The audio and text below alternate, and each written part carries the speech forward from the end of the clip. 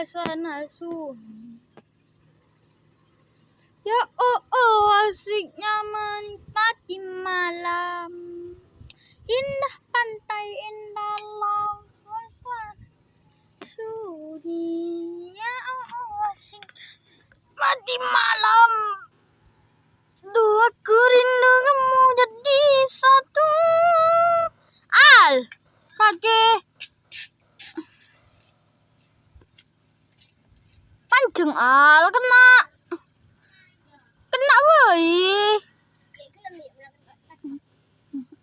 Hah?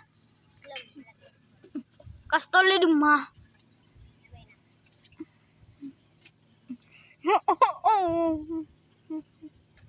Oh, shit. Al, kena.